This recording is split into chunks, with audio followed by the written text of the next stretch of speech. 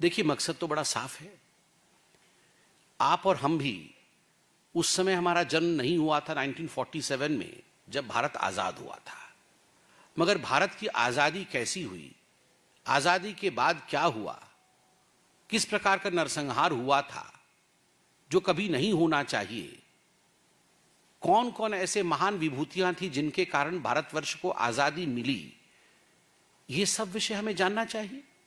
कैसे जानेंगे? पढ़ के जानेंगे, भिन्न भिन्न लेक्चर सीरीज से जानेंगे, माता पिता से जानेंगे, दादा दादी से जानेंगे। तो स्वाभाविक है, किसी भी मूल समाज में, किसी भी सांस्कृतिक देश में एक चेष्टा जरूर रहनी चाहिए कि जो पूर्व है, जो विगत है, उसके विषय में आज शिक्षा दिया जाए ताकि भविष्य बिगड़ न जाए या भविष्य संवर जाए।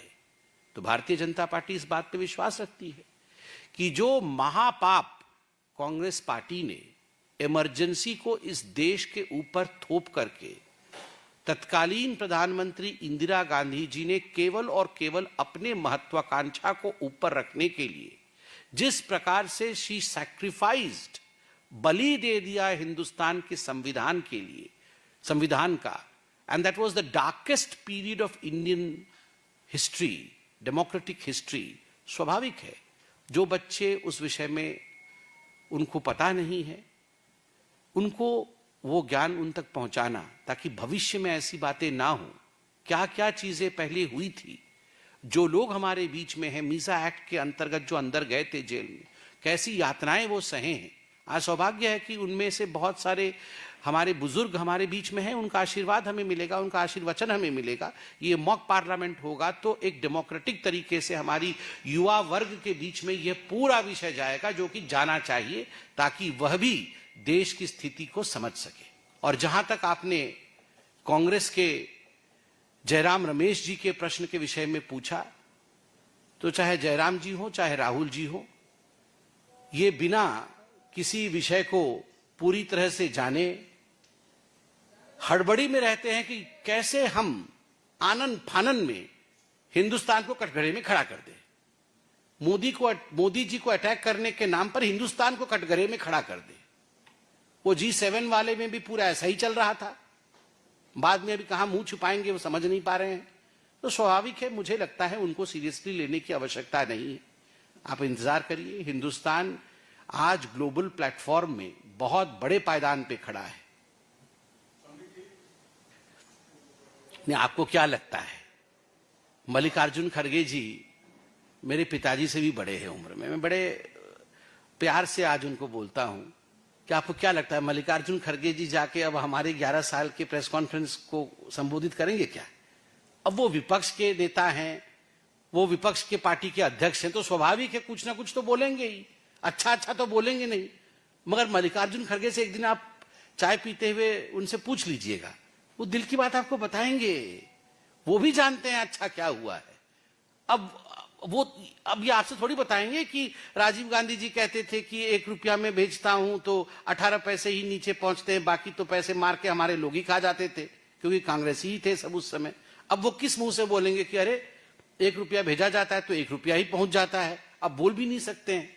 अब तो ऐसा सब कुछ ना कुछ तो बोलेंगे, विपक्षी है ना। तो इसलिए हमारी जो अंगिमा और भंगिमा वो ऐसी रहनी चाहिए कि हम अहंकार से बहुत दूर, गरीबों के साथ, और जो हमने अच्छा काम किया है, विपक्ष के ऊपर कोई भी अटैक किए बगैर अच्छे कामों को जनता तक पहुंचाना, और वही काम हम कर रहे हैं। 11 वर्ष की उपलब्धियों को बिना अहंकार के जनता तक पहुंचा रहे हैं। और वर्ल्ड बैंक का रिपोर्ट देखिए ना, गरीबी रेखा से कितने लोग ऊपर आए हैं। आप आंकड़े खुद बोल रहे हैं, वर्ल्ड बैंक बोल रही है। I am really sorry, I mean if Nana Patole has really said this, that Operation Sindoor was nothing but kids playing video games in a closed room, I'm sorry about the state of affairs in the Congress party. If the Congress party has decided that they want to commit suicide, the only thing that we can do as a good Samaritan is, as a good citizen of this country, is to appeal to them, don't commit suicide for God's sake. कौन kids हैं? ये भारतवर्ष के army के लोग kids हैं, और ये जो हमारी ब्रह्मोस मिसाइल्स चली, ये वीडियो गेम्स हैं। ये जो 9 आतंकवादी अड्डे ध्वस्त हो गए, ये वीडियो गेम के हिस्से थे। या ये जो 11 एयरबेस ध्वस्त हो गए, ये वीडियो गेम के हिस्से थे।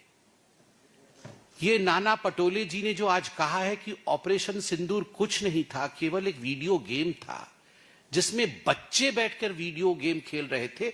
मैं बता दूं, वो बच्चा राहुल गांधी था जो वीडियो गेम दिन रात खेलता है। इसलिए ऑपरेशन सिंदूर जैसा एक महत्वपूर्ण विषय उनके पार्टी के बड़े नेताओं को वीडियो गेम जैसा नजर आता है। Ask Rahul Gandhi not to play video games but to be serious about the affairs that are happening around him. Thank you so much.